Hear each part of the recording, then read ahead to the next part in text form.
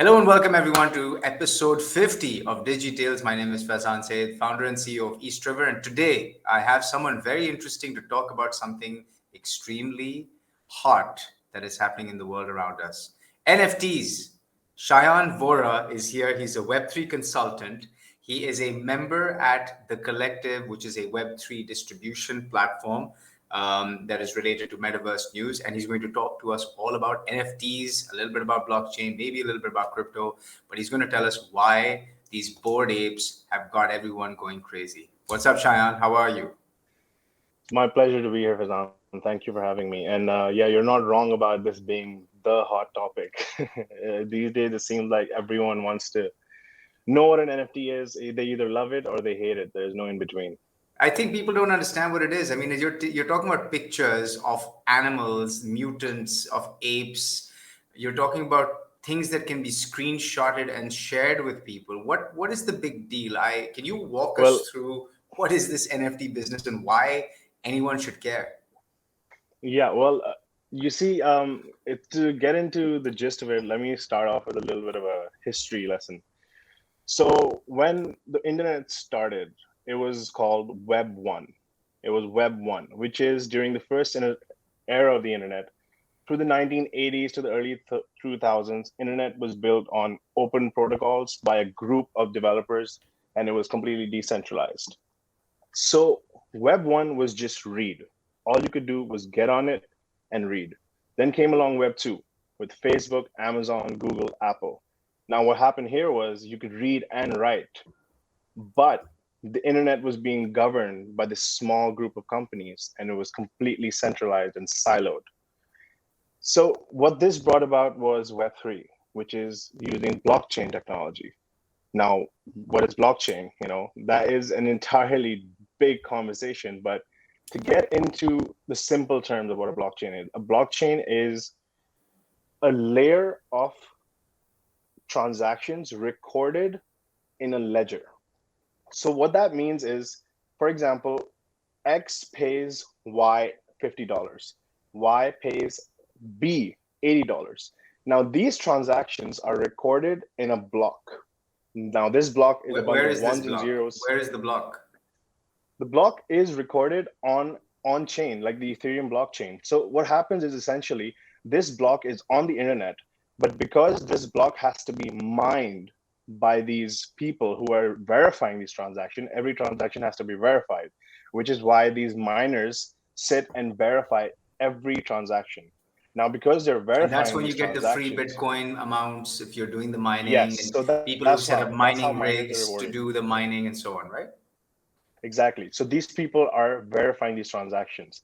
Now, because these transactions are being verified and stored on a blockchain, what this blockchain is, for example, if I send you money, now this money has been sent to you, but before it is completely confirmed, it has to be verified by the blockchain. And by verified by the blockchain, that means every single computer that has the blockchain running on it, that has access to the blockchain, it has to be verified through each and every single one of them. So are That elements means, of that block sitting on different computers around the world?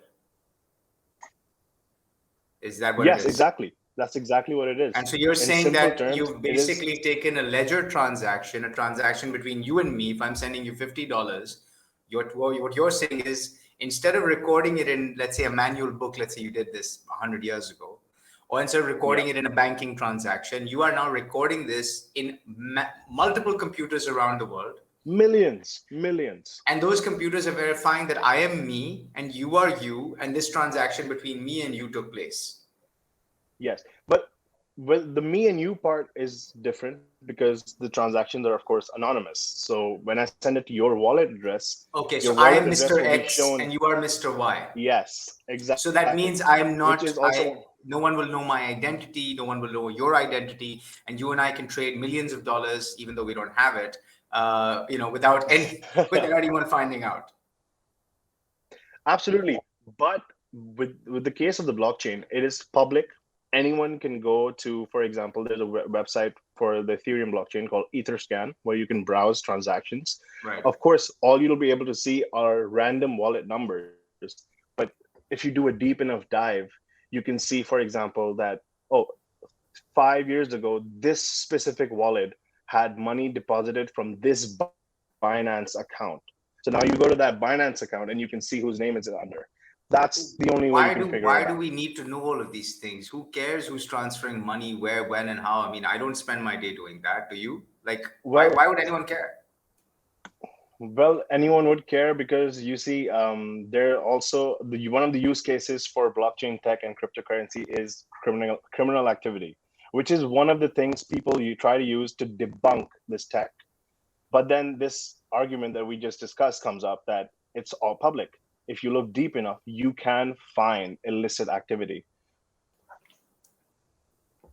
Illicit So activity can be going back, found anywhere in any new currency creation. But what I don't understand is what is the purpose of having this information public, and how can people actually benefit, leaving illicit activity aside?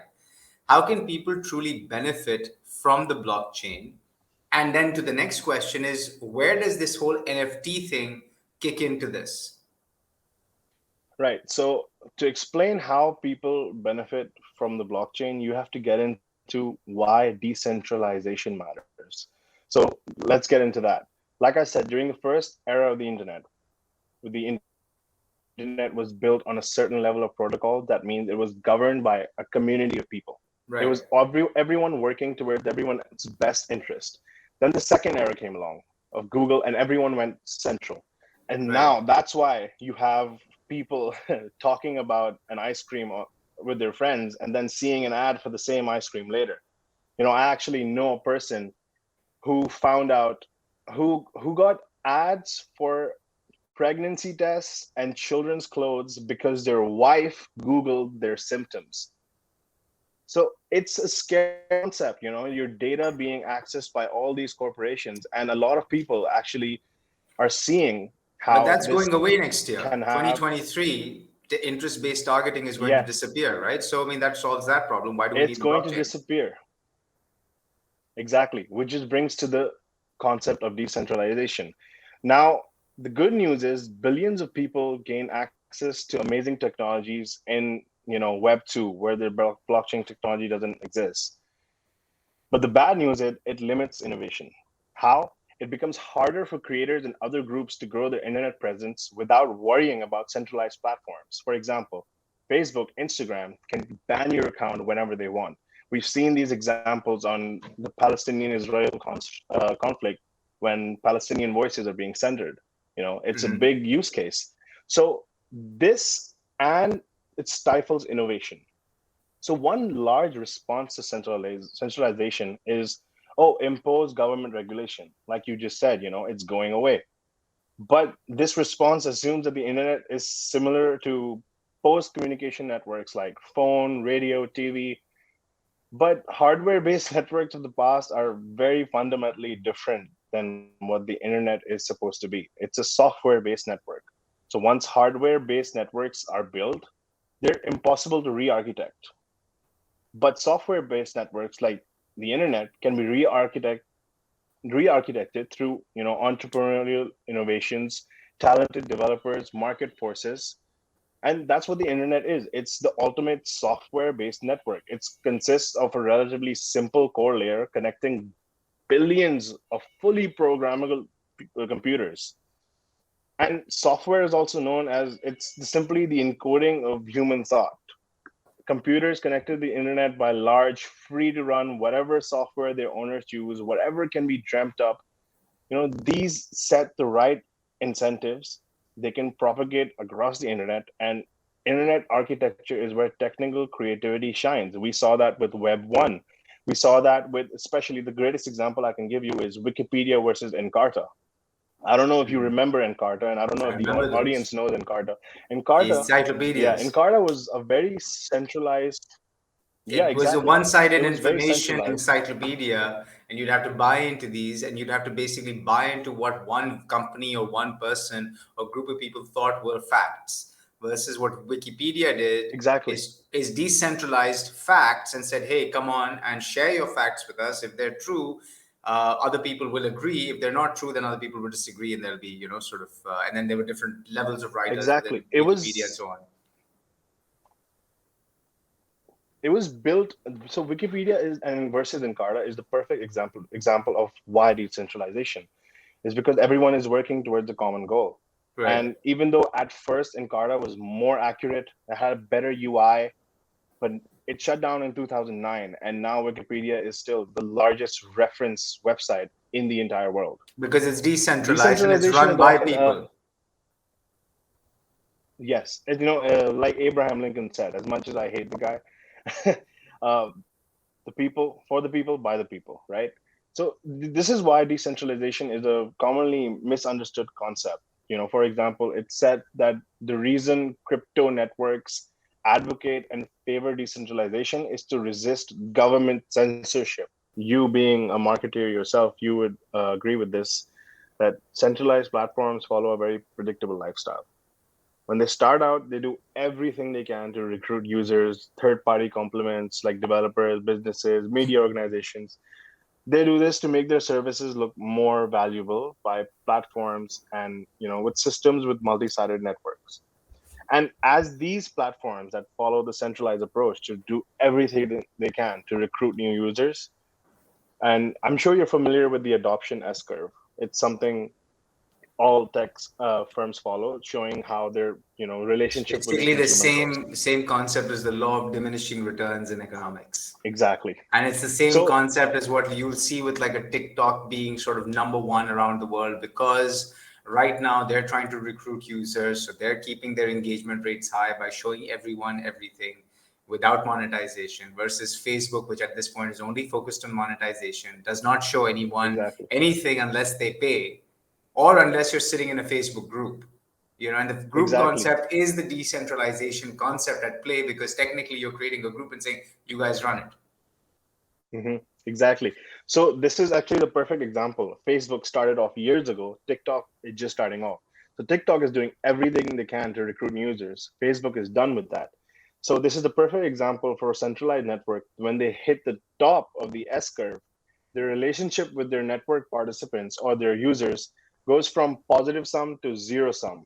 So now the only way Facebook can earn money is by extracting as much data and privacy as much they can from people, and TikTok is going to head that way. So the easiest way to continue growing lies in extracting data from users, and that becomes a bit of an issue, because there's historical examples for this. Microsoft versus Netscape, Facebook versus Zynga, Apple versus Epic Games. I don't know if you know about this, but Epic Games, when you're on the App Store and you have in-app purchases, Apple takes 30% of the cut. That's a So lot. Epic Games, the creator of Fortnite, they were like, "Why? You don't need to do this." And there was this entire big fight over this, and now Epic Games does this completely differently. So So, for but what does third that mean? So, parties, like, so for these decentralized platforms, I mean, and I'm going to come back to NFTs in a second, but when you're saying decentralization is the way forward, or it's the only sustainable long-term way, how can you mhm, have a decentralized social platform? You're basically saying that there's got to be a social platform that no one controls, everyone contributes to, and everyone kind of thrives it. That doesn't exist. it doesn't exist. And it Absolutely, it cannot doesn't exist exist. yet. But can it exist on the blockchain? It it is very possible. For example, there is something called DAOs. Now, this conversation will take another different turn if we get into what DAOs are. But just basically, DAOs are decentralized autonomous organizations where there are no CEOs, and the decisions are made by the community, voted by the top token holders. So now this isn't perfect. So that's not We can. decentralized. I mean, if I'm a token holder, that means I'm rich, or basically I got tokens early on, and now my tokens are But worth something. And so now it's but like, I mean, that's still centralized or control, right? but you don't make the decisions, you just enact them. The decisions come from the community, from discussions, from forums, from these places. You are only going to enact them. You So are the the top token face holder is is the person who's executing on the decisions recommended by the community, and those by the community community. decisions Exactly. are voted on, is what you're saying. Exactly. Exactly. That's the essence of what a So DAO let's is. take a hypothetical example, right? Let's say, for example, Samsung recently opened its Discord channel. Its Discord channel overnight, I think, gained about 100,000 followers. If Yep. Samsung truly wants to move towards this DAO concept of But a they don't. decent, so hear me out, decentralized autonomous organization, and suddenly on its Discord channel, 100, 200,000 people went in and said, you know what, Samsung, you should be in the car business. You should launch a Samsung car, right? It's completely Yeah. like, electric and autonomous or whatever. And all the people voted and said, Samsung, go and make an electric car, get in the car business. Hmm.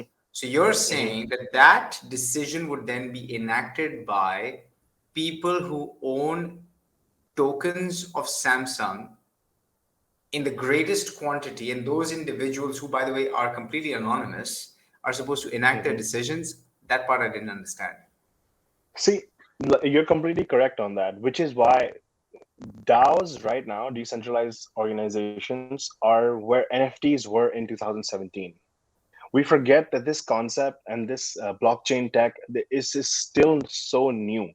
Right now, all we have is potential, endless potential. And the concept of decentralization can also be argued in politics. Democracy is not the most suitable system, but it's the one that people think work. And that's why we do it. So it's not perfect yet. There are a lot of tweaks that need to be done. There are a lot of issues that need to be worked on. And that's why complete decentralization, in my personal opinion, is never going to happen. There's going to be some extent of it to enhance the experience, but to some degree, centralization is important. Because, So, like you said, So you're if saying the people whole said, concept of the blockchain, right? The entire, let's not even get into the cryptos and the tokens or whatever. The hmm, concept of the blockchain is to allow decisions, allow recording to take place at a level that no one controls, correct? exactly, In its simplest format. in its simple format, Okay, so now yes, you're saying I'm giving the people the control. you're giving the people And the you're not control. giving one person, you're giving millions of people with their millions of systems who are going in and mining and verifying transactions. You've given them the control, and those Yeah, verified pieces of information are split across millions of computers. absolutely. Okay, That is, in essence, what it is. now let's pause that for a second. Now on that you have the crypto and the tokens raise money for different projects. Let's park that aside for a second. Then you've got the DAOs, which are the decentralized autonomous organizations. That's a Organizations. whole different conversation that also resides on the blockchain concept. Then there is this concept of NFTs, the non fungible tokens, that also Yes. reside on the blockchain. Tell me about that, because to me, it's just a picture of an panda or an ape that I can screenshot and send to my Yeah. friend. So why do I need the blockchain for that? So that is a common misconception. See, so an NFT stands for non-fungible token. So what does fungible mean? If I give you $100 note and you give me $100 note, if they're equal, right? There's no difference. So that's fungible. But if I give you my dog and say, give me your house, you're gonna be like, what? That those are fungible, non-fungible items. So an So you're NFT is a saying non non-fungible. fungible is something that is non replaceable. There is no Exactly. equal, there It's a is no unique. other. It is 100% unique. It is a unique digital identity. That is the definition of an NFT. It's a non-fungible token, which is a unique digital identity. So Think of it anything as a can be an NFT. I could take a picture of this pen, assign a identity to it, and that becomes an NFT. absolutely anything can be an NFT. Think of it as a crypto token that has a unique serial number. But why, how So is that's it what unique when basically I an can NFT is. replicate it with a picture? I can take a photograph of this and I can copy it 10 times and send it in the That's where the market. blockchain comes in. But why is it That's where unique? the blockchain comes in. How is it See, unique? when you there every NFT comes with a different set of rarities. For example, board ape number 5476 will be drastically different than board ape number Sure, 649 or its something. features will be different. Because One might have a hat, one might have an earring, one might have like a nose yes, ring, one might have a red shirt or a green combo or a green shirt with a red combo. Whichever one is more in demand is makes it more rare, right? Like, sure, I get that, but I mhm, can still copy exactly. paste it with the photograph. So if you go to the Louvre in France, you see the Mona Lisa there. Can you take a picture of it and say that I own it now? No. Simply like that, the blockchain verifies the true owner. So You can that's go and see actually the answer I was looking for. So the exactly. blockchain is basically art, digital art. Sorry, NFTs are basically considered to be digital art that are There's unique, much more than that. We'll get into it. unidentifiable. Of course.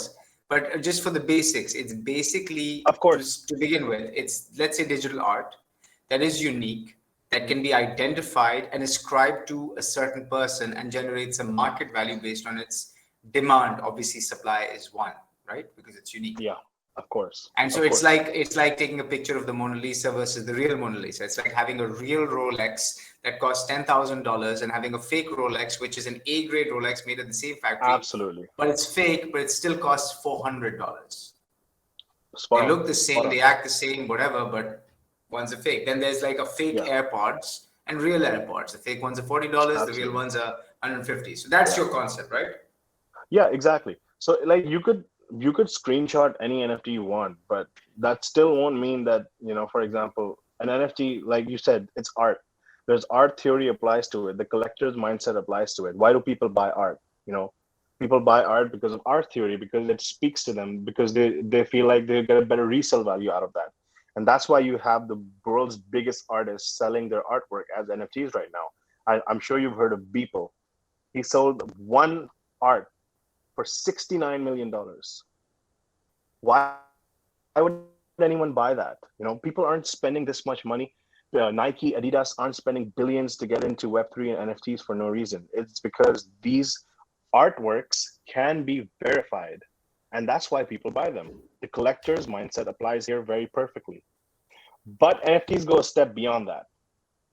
NFTs, you're not just buying the art. What you're actually buying is the authentication layer. So that picture of an ape, that may be just a monkey to some people, but in reality, it is an access token which gives you membership into the biggest, no, I wouldn't say the biggest, into the most exclusive organization and network in the world. Was that the Bored apes plan are when a board ape, when a BAYC was launched? absolutely not. Absolutely not. So that happened as a by chance side product, right? Like, so what you're saying is that I bought this NFT, or let's take the Mm-hmm. world of women, for example, right? 1,000 units, Mm-hmm. thousand, I think they're 10,000 world of women, right? I think And the they're idea is around sort of, 9 to 10,000. and so there's, the concept around women empowerment, beautifully drawn art representing women from different cultures and ethnicities and so on, right? And so if you buy into Absolutely. this because you like the art, now suddenly you have become part of a community of 10,000 people. Let's assume everyone bought only one or less. Maybe it's 1,000 people because everyone bought 10. So between, let's say, 1,000 and 10,000 people, there is this community of people who believe in women empowerment. Every Absolutely. particular one of those NFTs is identifiable because they have a unique ID, they sit in a unique wallet. And so now this Yes. community can do what? Why do I care about this community? See, this community is a group, and I can give you another example. There's this project called Crypto Packaged Goods. It's a group of venture capitalists that believe in the blockchain art and are trying to bridge the gap between Web 2 and Web 3. So now this is just an artwork of retro items like a joystick or a floppy disk. But what you're truly getting is to get to mingle with people who have actually enacted things that you hope to accomplish. For example, when I joined this group, I got to have a face-to-face conversation with people like Chris Cantino, Randy Zuckerberg, Greg Eisenberg. These are people who What know do you what mean they're face doing to face conversation? Like, online, of course, online. yeah, but I wasn't I can flown get that across. access on YouTube. I can go and watch TEDx videos. I mean, why do I need to spend 2 Ethereum Would you would tokens you rather on have some random, piece of art? would you rather have a one-on-one conversation with Mark Zuckerberg or watch a TED talk by him? Honest answer. I mean, one on one, like the way we're doing right now. Yeah, I mean, obviously, I'd put some value to that. exactly. But there's more to it. See, NFTs, for example, there's Gary Vee. I don't know if you've heard of Gary Vaynerchuk. He's an entrepreneur and he is one of the biggest voices in the NFT space. Absolutely amazing person. He speaks His about NFT doing great project things, is but the also great thing he's done is speak. I mean, think That's so about much it, more than right? that. I mean, the only thing he's If done we is ever if we get talk, it, and he talks about doing great things. well, see, there's this thing about him, his personal brand, and then there's his business. When we talked about his business, which is his NFT project, VFriends, that is also your ticket to his VCon, which is one of the world's largest events on business, marketing, NFTs. So now you have a lifetime access to this event. And depending on which token you hold, you get a different utility. Sure. Okay. Some Fine. tokens, So like, if I pay $800 to access this global event, or $1,000 every year, there's like a web summit. So web summit yeah, happens in Lisbon, Portugal every year. It talks about digital marketing, etc., etc. A ticket is, let's say, on average $1,000, right? Over my yeah, lifetime, I'll attend 10 times, maybe 15 times. So I should be able to assign a value of $10,000, $15,000. Why yeah. would someone pay any more than that? I mean, the numbers you're seeing on VFriends is north of 100,000, $200,000, right? That's what I was getting to. Every NFT is a ticket to VCon, yes, but every NFT also holds a different utility. For example, if you hold an NFT that I don't exactly remember its name, forgive me for that, but there's some NFTs that give you access to dinner with Gary Vee. There's some NFTs that give you access to a FaceTime with Gary Vee. Because Gary Vee is a creator. He's not a business. His VFriends is attached to utility that comes from him being Gary Vee. This is why NFTs are, said they are set to change the creator economy. But there's so many more use cases of that. I can name a billion use cases of how Food Panda, Uber, or Kareem can use NFTs and completely change the game for their regular customers. So let me And they pause can you make one a second. So let me pause you one second. I'm gonna bring this sure. together. You're saying, I'm gonna connect all our thoughts so far. The Okay. blockchain is decentralized and allows Hmm. transactions to be recorded not in one place controlled by one person or one company or one group, but Hmm. in multiple places controlled by millions of people. Absolutely. Got it. On that, you put down these non fungible tokens, which are tokens which could be a Tokens. picture of this, it could be a design or whatever it is, that have unique identities. Those Yeah. identities are recorded and verified across those millions of computers we just talked about. Yeah. And if I am the owner of that token, then that token resides in my wallet, Wallet. my exactly, right. So like my MetaMask wallet or whatever.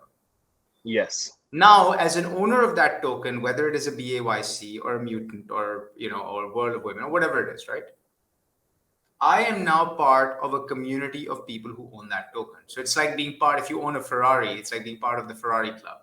If you Hmm. own, let's say, a certain type of horse, as being part of your race course club or the Yeah. horse club or whatever, right? If you own a certain type of yacht or a boat, so it's a community. Yeah. So then you're taking But this concept of community and saying that now there's this verified community of anonymous people around the world who all have the they can same choose to be interest. anonymous. Okay, they can choose to be anonymous, they can choose to be public, who all have a similar interest in this one particular token and one particular non-fungible Community. token and what it Hmm. represents. So let's say World of Women Yes. represents women in empowerment, VFriends represents business, entrepreneurship, and creator economy, and so on, right? Yeah. And now that I'm a part of this community, a big corporation could actually tap in and monetize that community by advertising through them, through the token, by giving them access to them for different concerts, events, experiences, and Absolutely. so on. You got it. But the problem is that the people who came into this community came in because the big corporation wasn't there, because it was decentralized. So then why would the big corporation ever work? Because the big corporation isn't coming to change the decision making. The big corporation is coming to add value. For example, Nike acquired a company called Artifact, but the decision makers of Artifact is still the people who founded it. The community is still making the decisions. Nike has given them a free hand because they understand how Web3 works. This is what I call the riskiness of cautions and why most brands fail in Web3. I actually ran a But hold on. But hold on. But to your point around Nike, right? Nike only survives when it delivers value to its shareholders. It's a publicly listed company. It needs to only be delivering shareholder value. How is shareholder which is the value created when you're going to a community that may or may not buy more shoes, socks, sporting gear of yours because you invested in it. Shouldn't you be focused on shareholder Absolutely. value? So then why would the shareholders care about this?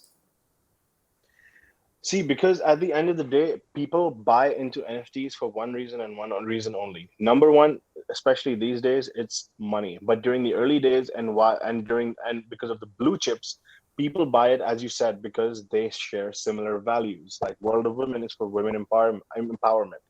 Now, because they have made these connections over there, because they've realized that they're making money by making genuine friendships. They're making money by actually connecting with like-minded people. There is aligned interest, there's aligned incentives for everyone involved. The person who owns the NFT, because he actually owns it, that's his, the company, and the brand tapping into the community. Now, everyone's interests are aligned through something called real ownership verified by the blockchain. Now, because this NFT, its value depends on how well the founders perform, that's why people take a bet on founders. That's why NFTs are called the stock market for the culture. It's essentially you are betting on a bunch of founders through NFTs. It's like Kickstarter with real ownership. You actually own the NFT. So once you think that the founders aren't doing what you thought they would, you sell it. You No, can so hold sell on, that hold on. NFT. So you're publishing these tokens, and again, let me get this concept right. So now we talked about the decentralized blockchain. I create, let's say, 1,000 NFTs based on this pen, and the reason I do it, and Yes. I make it in 1,000 different colors, and I say, you know what, I'm a founder of this company that wants to make eco-friendly pens so that children around the world can write with these eco-friendly pens and we don't have to waste ink and plastic and all of that stuff, right? And I publish these 1,000 NFTs, and each NFT is, let's say, for one Ethereum. Let's say Ethereum's at $2,000. That means when I Hmm. sell all 1,000 NFTs or I mint them, I have raised $2 million. Yes. Correct? Those $2 Yes. million will then be applied towards creating this company that makes these eco-friendly pens. Yes. What if okay, so I've gotten the $2 million. What if I ran away with the $2 million? How are you going to catch me? You can't, there's no law, there's no I, jail. I And what don't if I just made know. my 2 I don't million know and if I'm you like, saw. forget the pen? I don't know if you saw what happened to Luna and Tornado That's where I Cash, was, but I was taking it there. I was taking it there. people are in jail now.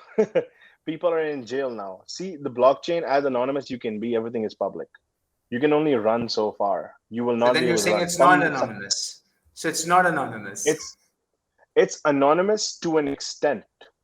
You can protect your identity completely. For example, on Twitter, you are called, I don't know, one of the founders of Bored Ape Yacht Club is called Emperor Tomato Ketchup. Literally, I'm not making this up. His name is Emperor Tomato Ketchup, but he could have chosen to just be that. He could have never chosen to be what his real name is. He's a Pakistani dude, by the way. Wow. So people would have found that Emperor Tomato Ketchup did the scam, but no one really knows who Emperor Tomato Ketchup is. You see, it's Yeah, anonymous to but an how do you put extent. an Emperor Tomato Ketchup in jail, right? For pulling a scam that scammed people out of $2 million in the case That's of the spin See, scams are always there, which is why people are so skeptical on this tech of because investing in it's this? new. Because right now there's no law, Eh, regulation, or so on. Exactly. There's less regulations, and this is the perfect time to get into this because not only are you learning from the mistakes of others and your own mistakes, but the people who capitalize on this tech right now, they're going to be building communities. 5, 10 years from now, when it is completely saturated and everyone has found their niche, everyone has found the community that they want to reside in forever, it's going to become a damn near impossible task. Yeah, but then by then there'll be Web 4, and then we're going to figure out a new scam, and then a bunch of people See, get scammed, and we're going to go through this process again. people are still getting scammed on email as well. People are still getting scammed on radio. 80, 90-year-olds from are getting scammed. Every scams are always going to be there. They're just going to get less and less as more regulatory authorities come in, which is why in the NFT space, anonymity is frowned upon now because of these scams. The best founders are seen as ones who publicly dox themselves, saying that, yo, we have our skin in the game. We're not going to run away. And if we do, here's our face. And these people are respected because they're actually here to build something. So For you're example, saying, so myself, let me pause you one, and I completely of understand this course. scam thing, and you're right. As I think a new medium or a new community develops, obviously there's less regulation, there's more potential for abuse, and Absolutely. that sort of resolves itself until the next community comes in that people take an interest in. I get that. Hmm. But coming back to the point of, let's say, raising the money, let's say, coming back to the example of this pen, building an ecological pen that you want to give in the hands of kids so that there's no pollution and whatever, right? I can create today, from what I'm taking away from this conversation, is that I right now can hang up on this conversation, go take 1,000 pictures of this pen, go create a community, potentially raise $2 million within the span of 48 hours. I mean, I'm obviously being a little exaggerative here. I don't need public markets. I don't need banks. I don't need to go to any lending institutions. I don't need to incorporate any entity. All you're saying is I need to talk about how honestly I want to change the world using this pen, and people will give me their money. And then I will actually go and build that pen I talked about, and people will give me more money. Exactly. And what you just said right now, this sums up how, how this space is. Like you said, it's much more difficult than what you said how it can be. Like you can raise $2 million in 2 months or 2 years. It's much more difficult than that because this entire space is built on trust. It's built on someone who has either delivered or who has put himself on the line to continuously show up for these communities, that hey, this is me and this is what I do. But these And this is communities are not exactly, old. Then how is there trust? I mean, it's like 2, 3 years old. Like, you can trust someone for 3 years and they turn out to scam you. Look at Bernie Madoff. People trusted him it's for not their absolute entire trust. life. See, absolute trust doesn't exist. That is something of my personal opinion as well. You could trust someone like your brother. I've seen people who've had brothers backstab them over something like money. There's no such thing as absolute trust, but there is something called a track record and how much you put yourself out there. But this is a And this new is exact. space. Where's the track record? I mean, if I say There show me are the track record of people with 10 years in see, NFT, that didn't exist 10 years ago. this space moves at a million miles an hour. Bored Ape Yacht Club was actually founded a year ago. It's not very long ago, but now they are a cultural phenomenon. This space moves at a million miles an hour, and that is just a fact of it. You And remember the because Tamagotchi toys? Maybe you were too young in the 90s. That was a I was born in fad. That's 98. so you okay. So right around then, when you were born, the Tamagotchi toys were the hottest things. Everyone wanted one. These little pets that you take care of and they die if you don't take care of them. And you're like, oh my god, it was a year old, year and a half old, 2 years old from Japan. This craze came over, and then I don't see any Tamagotchis today. I didn't see any for the last 15 years. They Yes, were a fad for 2 years. How is this not a which fad? what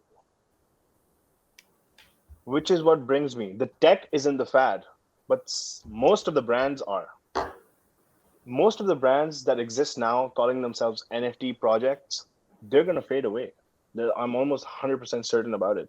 Bored Ape Yacht Club won't because too many people are involved now. Too many important people are involved now.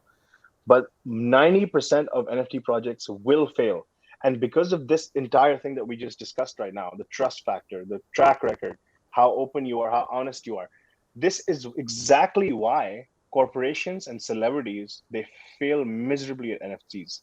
Kevin Hart, with 220 million followers on Instagram, could only sell 22% of his collection. Why? You Everyone you knows you Kevin would Hart. They trust him. exactly, because he's not Web3 native.